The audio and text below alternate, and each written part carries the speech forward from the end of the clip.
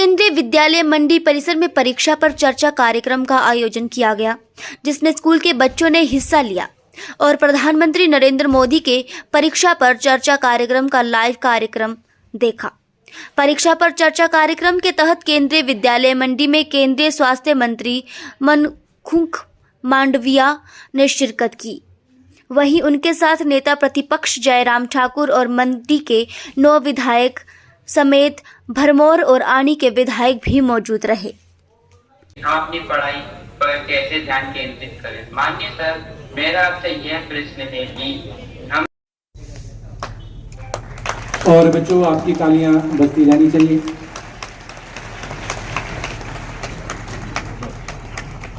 तीसरे स्थान पर, चौथे स्थान पर मान्या 5 साल तक हिमाचल को बहुत यशस्वी नेतृत्व दिया और उसके कार्यकाल में भारत सरकार में मेरे विभाग से ही सबसे ज़्यादा हिमाचल के लिए लाभकारी काम लेके आए हैं। ऐसे हमारे मित्र आदरणीय जयराम ठाकुर जी, मंच पर उपस्थित सभी विधायकगण,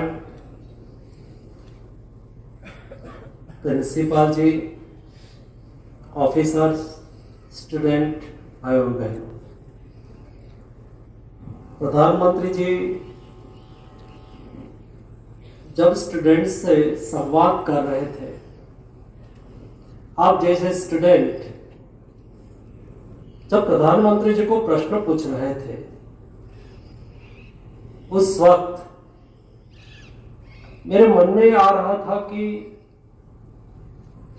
प्रधानमंत्री जी ने जिस विषय को सिलेक्ट किया है, परीक्षा पे चर्चा, परीक्षा पे चर्चा को एक माध्यम बनाया है, लेकिन देश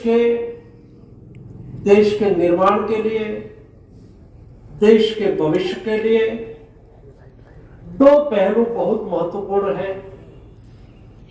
एक है स्टूडेंट, जो देश के भावी निर्माता है, और दूसरा है टीचर, शिक्षक, जो स्टूडेंट को गढ़ता है, स्टूडेंट को निर्माण करता है। दोस्तों, जब कोई शिल्पी मूर्ति का निर्माण करता है और मूर्ति की प्राण प्रतिष्ठा होती है, बाद में वो मूर्ति पूजनीय हो जाती है।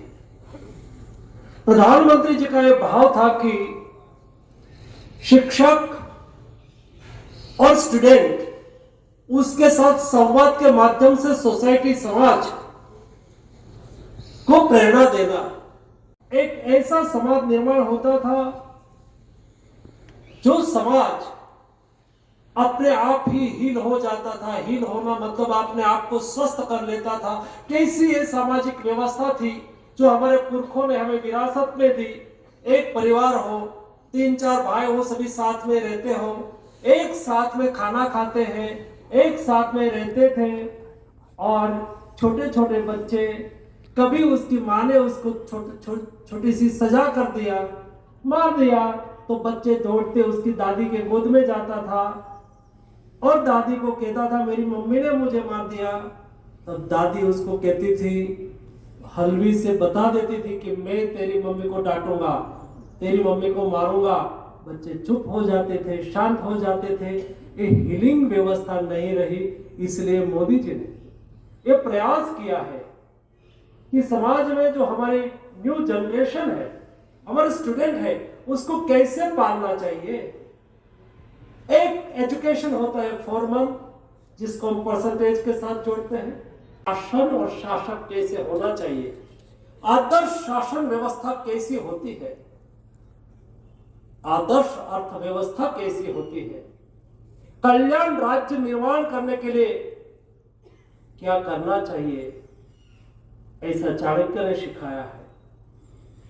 और दोस्तों, समाज कैसे चलता है और समाज को चलाने के लिए राज्य व्यवस्था में कैसे बदलाव कर सकते हैं, या तो बदलाव, राजनीतिक बदलाव से समाज व्यवस्था कैसे बदलती है, उसका उदाहरण हमने गीता में सिखाया है।